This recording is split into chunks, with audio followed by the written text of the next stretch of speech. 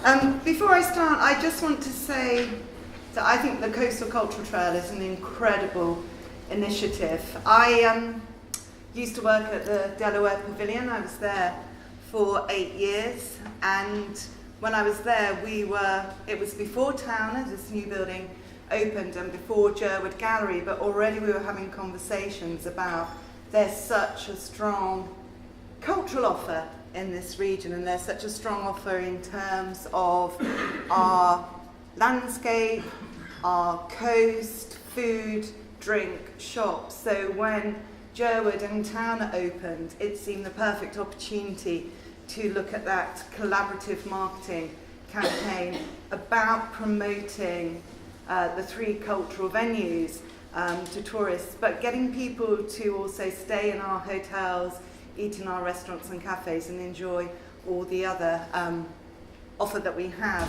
in this incredible region. So this is us. You came here, so you know the building. We started through one single act of philanthropy and have grown through many more since. It was Alderman John Chisholm Towner who bequested 22 paintings and £6,000 to the people of Eastbourne to create an art gallery for the people. These are some of the paintings, very Victorian, pastoral landscape paintings. Anything with a dog in, I'll put up, I'll just warn you. At the beginning, the collection policy was Sussex landscapes by Sussex artists, and over the years that's expanded, thankfully, because that would be a very narrow remit. But landscape remains at the heart of our collection. We bought this building, as some of you will remember us when we were in this beautiful Georgian manor house in Guildridge Park, and we were there till 7 years ago, and very quickly we outgrew it, and I can say now that the collection was stored in the attic and the roof did leak, so we've known for a long time that we needed a fit-for-purpose gallery, and we opened 6 years ago this year in this incredible, beautiful building designed by Rick Mather Architects. We're probably best known in terms of our collection for holding the greatest number of works by Eric Ravilious, who keeps growing in popularity. Dulwich Picture Gallery had an exhibition last year, 80,000 visitors. You have to queue around the block, and we are hosting a major exhibition on him next summer. People love Ravilious, and people love him particularly in this area because he grew up in Eastbourne, and a lot of his watercolours are of our local landscape. These are some of the other works we have in our collection. It's fantastic. This is always very popular, particularly with school children of the pop art movement. This is a fantastic project. It's called the Fort Forest Park by Eliasson, who did the project, the Sun project at the Turbine Hall in Tate. All we own, we don't own these trees, we own a set of instructions, and it tells us how many trees and branches we have to get and how we have to configure it. So we own an artwork, but it's a set of instructions. So since we moved into this building, we get over 128,000 visitors a year. Eastbourne Borough Council, through the work that we did at Towner, were awarded beacon status for culture for hard-to-reach groups, the only local authority who was awarded beacon status for the work they did in culture. And we do a lot of work with children and young people. Ooh, I think my presentation. I've no idea who this guy is. He keeps on photobombing me. Honestly. We transferred away from Eastbourne Borough Council in July 2014. When I joined 3 years ago, I was very much tasked with the mission of moving us away to become an independent charitable trust. It was a conversation that had been happening even before the new building opened. So it happened in July 2014. David Dimbleby was appointed as chair. Eastbourne Borough Council have given us a 30-year lease for the building and for the collection, and is our largest stakeholder along with Arts Council England. People say to me, well, why was it important for you to become a charitable trust?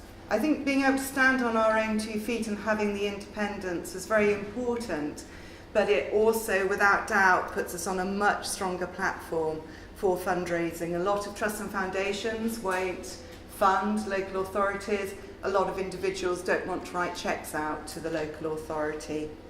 And our mission really hasn't changed from the original vision of Alderman John Chisholm Towner, which is to provide accessible, I've done 5 minutes, okay, enriching cultural experiences, and to build on his vision for Towner to be an art gallery for the people. We do a lot of outreach and participation work, and it's quite hidden at Towner. Not a lot of people know about it.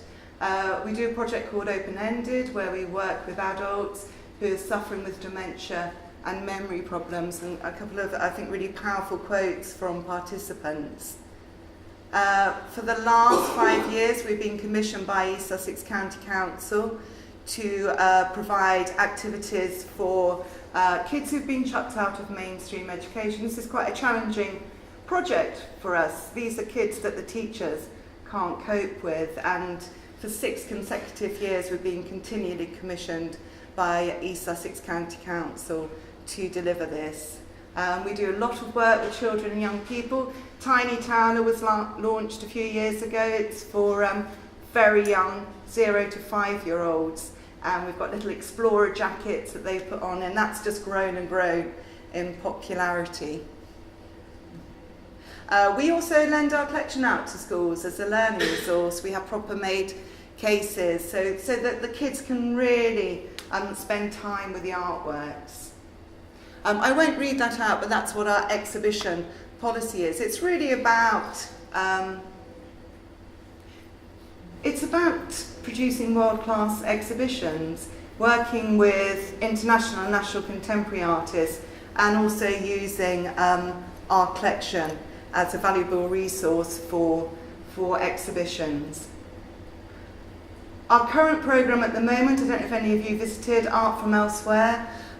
It's international contemporary work that was collected through the Art Fund scheme that Towner was a partner with. They gave us £1 million to purchase international art, and this exhibition brings together some of the work from all the galleries who were on this scheme.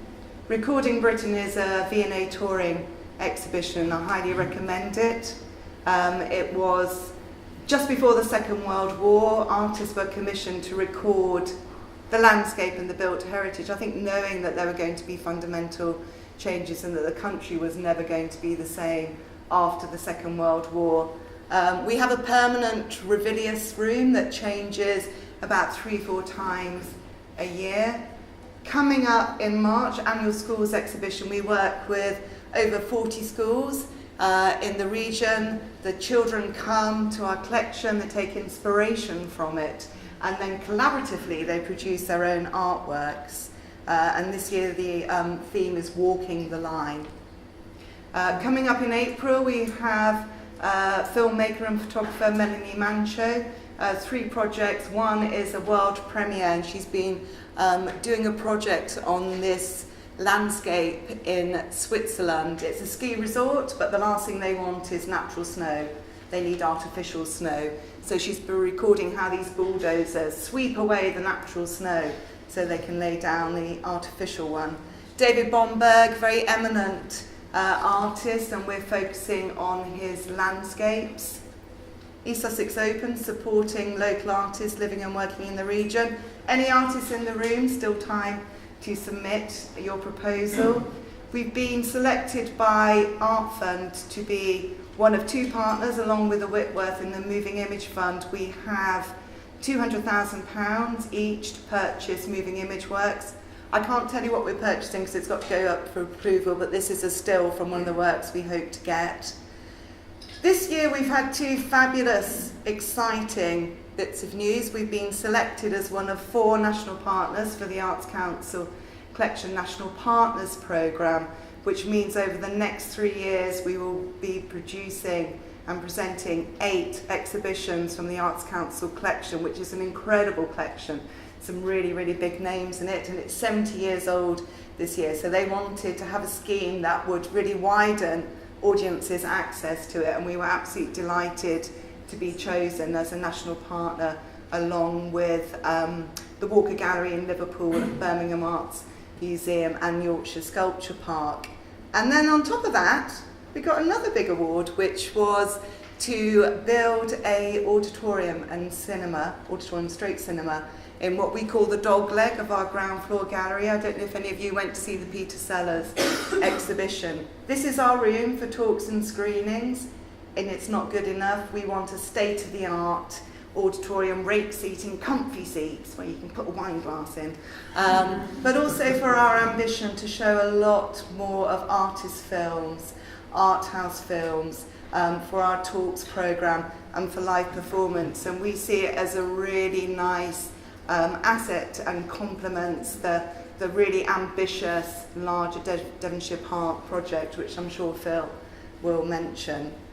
We do regular art store tours for the public. We host the Blue Monkey Network, which is an artist network. Urban Ground runs our cafe. It's very important for us to find a local cafe to come into town. It's very, we think it's critical that we work with and support local businesses, and Urban Ground have transformed our cafe, and I think one of the best cups of coffee in Eastbourne.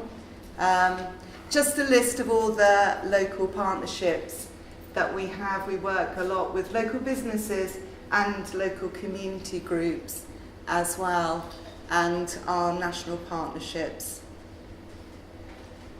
as well. I'm going to end with, I'm over time, aren't I? I'm going to end with this. It's by William Nicholson, who was Ben Nicholson's father. Judd's Farm. It's in our collection.